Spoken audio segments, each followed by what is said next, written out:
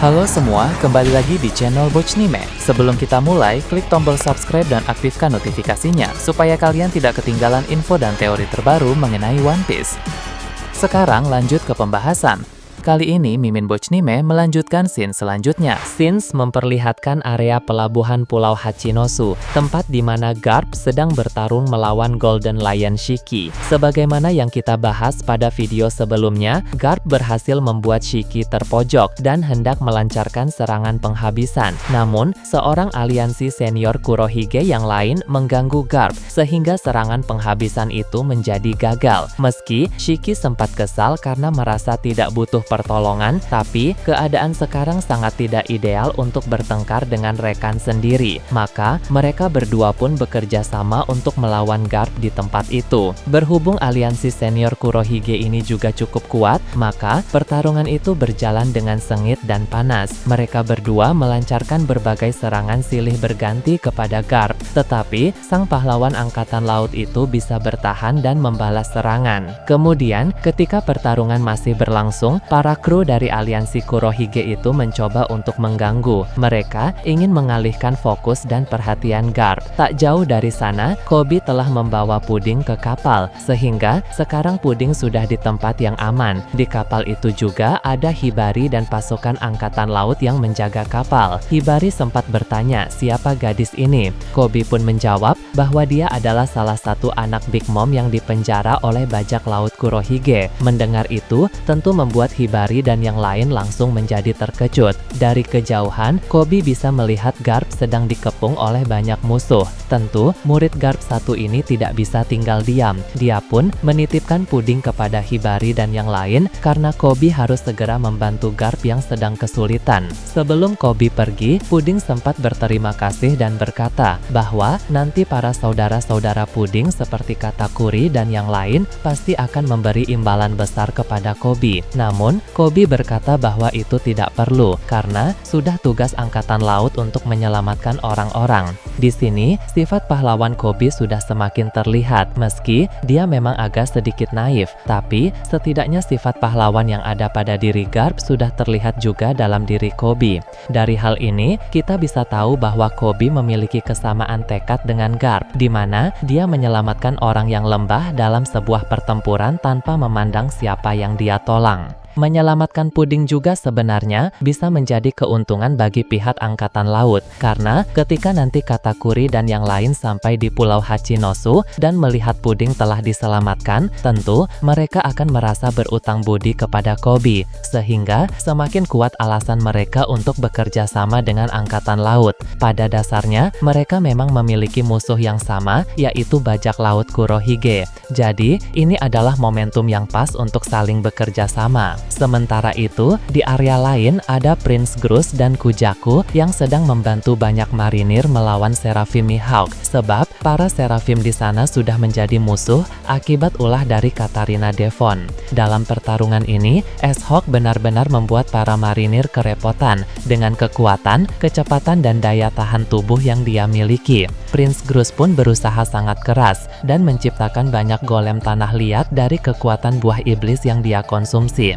Golem-golem ini tidak sekedar dipakai untuk menyerang S-Hawk saja, tapi sebagian lain juga dipakai untuk melindungi marinir yang sedang terluka. Apa yang dilakukan oleh Prince Grus ini memang sangat bagus, tapi Kujaku berkata jika Prince Grus terus memakai kekuatan buah iblisnya seperti itu, maka energinya akan sangat terkuras dan bisa cepat habis. Perkataan Kujaku memang ada benarnya, karena penggunaan kekuatan buah iblis dalam skala besar secara terus-menerus bisa sangat menguras tenaga. Padahal perang di Pulau Hachinosu ini mungkin masih akan berjalan cukup panjang. Namun untuk sekarang, memang itu adalah cara terbaik yang bisa dilakukan oleh Prince Grus. Karena jika setengah-setengah dalam menggunakan kekuatan, mereka bisa dimatikan dengan cepat oleh Seraphim Mihawk. Dari segi potensi, sama halnya dengan Koby, Prince Grus ini juga adalah salah satu marinir potensial yang akan bersinar pada masa depan nanti. Kemampuannya akan terus berkembang seiring berjalannya waktu. Buah iblis tanah liat yang dia miliki pun terbilang sangat menarik, karena buah iblis tersebut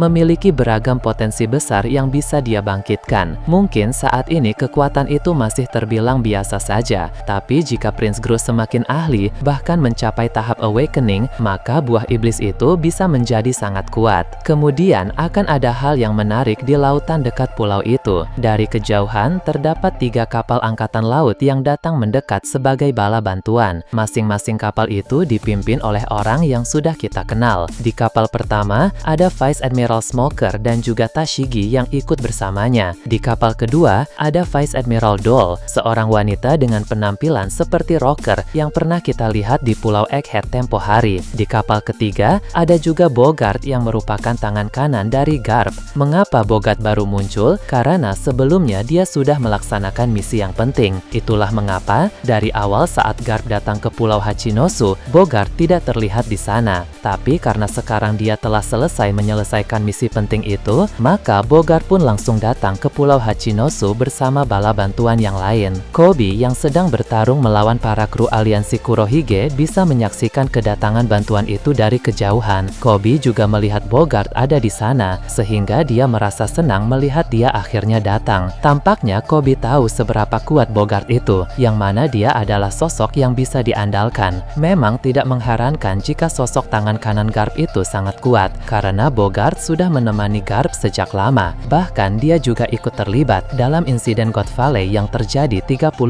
tahun yang lalu. Kemudian beralih ke area lain di pulau tersebut, diperlihatkan kelanjutan pertarungan antara Yasop melawan Van Auger. Sebagaimana yang kita bahas pada video sebelumnya, Van Auger tidak sendiri, melainkan ditemani oleh banyak marinir di sana, baik itu para anak buahnya maupun para aliansi Kurohige yang baru berdatangan. Sebagian memang sudah berhasil ditumpas oleh Yasop, tapi sebagian lagi masih bisa tetap bertahan. Kini Van Auger hendak bertarung dengan strategi khusus bersama orang-orang itu, sedangkan Yasop tampak bersiap untuk segala skenario yang akan terjadi. Van Auger pun mulai menjalankan rencananya. Dia menteleport semua rekannya yang ahli dalam pertarungan jarak dekat ke tempat di mana Yasop sedang berada, agar mereka bisa melancarkan serangan langsung dari jarak dekat kepada sang penembak jitu bajak laut Akagami itu. Di lain sisi, dia dan rekan-rekannya yang ahli dalam pertarungan jarak jauh juga mulai menembak ke arah Yasop. Dengan begitu, Yasop harus menghadapi serangan jarak dekat dan serangan jarak jauh sekaligus. Hal ini tentu membuatnya sangat kerepotan, karena sejatinya Yasop adalah petarung jarak jauh, sehingga untuk menghadapi pertarungan jarak dekat akan terasa sangat sulit. Meski begitu, berhubung dia memiliki Kenbunshoku Haki tingkat tinggi yang bisa melihat cukup jauh ke masa depan, Yasop pasti akan menemukan solusi terbaik untuk bertarung dengan lebih optimal. Beralih ke tengah kota, di sana ada Shanks dan Kurohige yang masih bertarung dengan sangat sengit. Kurohige pun memakai jurus baru dari kekuatan buah iblis Yami Yami no Mi. Dia mengeluarkan kegelapan besar dari tubuhnya. Lalu, kegelapan itu dibentuk menjadi seperti monster. Kemudian, Kurohige pun mengendalikan kegelapan berbentuk monster itu untuk melancarkan berbagai serangan.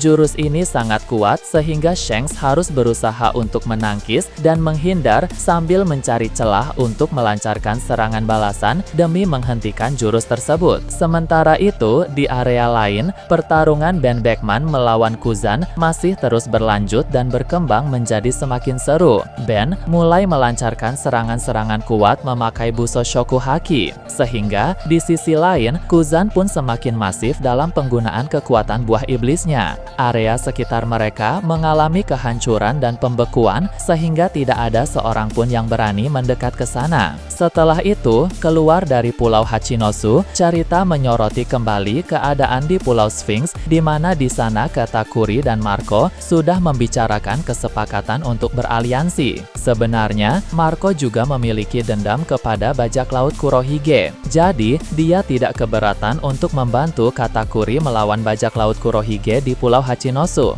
Namun, sebelumnya, Marco sempat mengajukan beberapa syarat kepada Katakuri.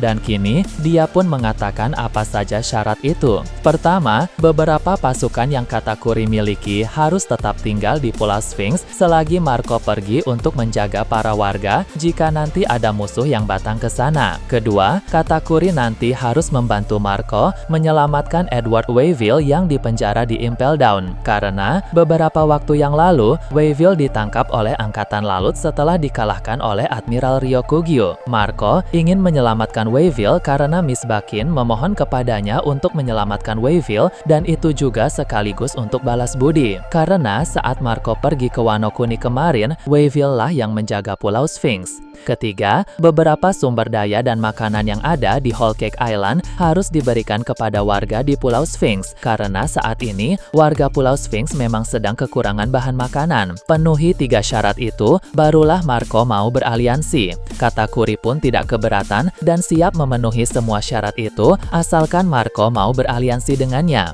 Kekuatan Marco sangat dibutuhkan oleh Katakuri karena selain kemampuan bertarung, kemampuan penyembuhan Marco juga akan sangat berguna. Karena di pasukan yang Katakuri bawa ini memang cukup kekurangan orang dengan kemampuan medis. Dengan begitu, akhirnya mereka pun bersepakat sehingga aliansi Katakuri dan Marco kini telah terbentuk. Selain itu juga, api Phoenix milik Marco dapat berguna nantinya bagi aliansi Katakuri dan Marco ini dalam melawan Kuzan, sehingga membuat Kuzan kewalahan daripada kemampuan es yang dimilikinya. Beralih ke tempat lain, Pulau Karaibari kembali disorot. Di sana, Seraphim Crocodile telah mengalahkan 2 anggota Cross Guild yang dia hadapi sebelumnya.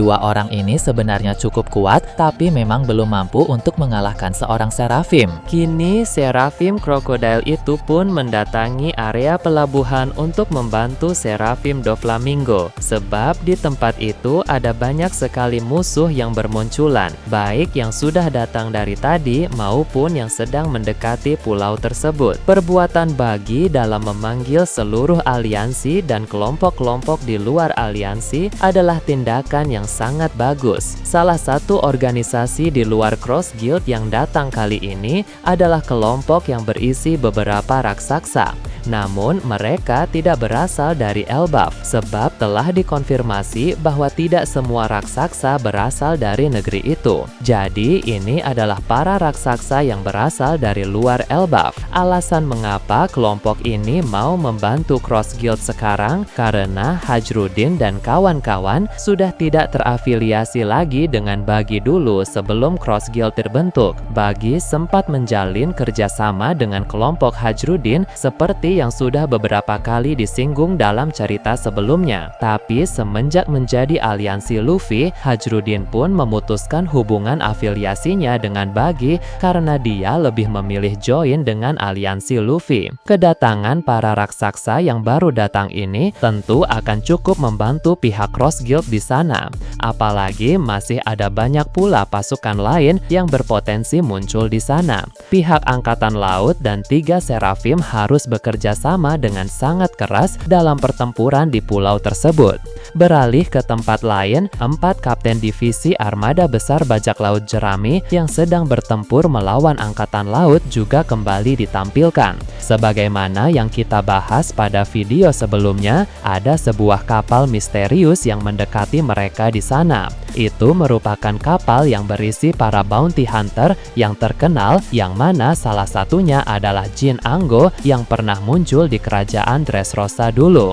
Para bounty hunter itu pun senang melihat para kapten divisi armada besar bajak laut jerami tersebut karena mereka ingin mengalahkan Cavendish dan kawan-kawan untuk mendapatkan hadiah bounty. Saat mereka mendekati area pertempuran, mereka memberitahu pihak angkatan laut agar tidak saling serang karena tujuan mereka sama. Jadi, walau para bounty hunter dan angkatan laut itu berbeda kubu, tapi mereka tidak punya masalah sehingga tidak perlu bertempur satu sama lain. Hal ini pun akan membuat keadaan menjadi semakin merepotkan untuk armada besar bajak laut jerami. Orlumbus akan membagi pasukannya, sebagian melawan angkatan laut dan sebagian melawan para bounty hunter. Kapal-kapal Orlumbus pun mengepung kapal milik para bounty hunter itu. Tapi Jin Ango dan kawan-kawan mulai menyerang balik. Bahkan sebagian dari mereka melompat untuk melancarkan serangan langsung kepada anak anak buah Orlumbus. Walau anak buah Orlumbus itu lebih banyak secara jumlah, tapi dari segi kualitas bertarung mereka masih kalah. Sementara pertempuran berlangsung, seorang bounty hunter misterius keluar dari dalam ruangan di kapal. Dia pun memperlihatkan dirinya kepada semua orang di sana. Sosok ini memiliki penampilan yang sangar dan juga punya aura intimidatif. Para bounty hunter yang lain menyebutnya dengan sebutan bos. Para marinir juga mengenal siapa orang itu. Dia merupakan bounty hunter yang sangat terkenal karena sudah ada banyak bajak laut kuat yang dia kalahkan untuk ditukar dengan hadiah. Kehadirannya di sana tentu akan menjadi masalah bagi para kapten divisi armada besar bajak laut jerami, sehingga keadaan pertempuran ini akan menjadi semakin seru. Semakin kuat lawannya, pertarungan yang ada akan semakin menarik. Nah, bagaimana menurut kalian terkait ini? Nah, itu tadi berbagai hal menarik pada pembahasan channel Bochnime kali ini. Menurut kalian bagaimana? Silahkan tulis di kolom komentar di bawah. Oke, segitu saja untuk pembahasan kali ini. Jangan lupa like, share, dan subscribe untuk video menarik selanjutnya. Peaceful World!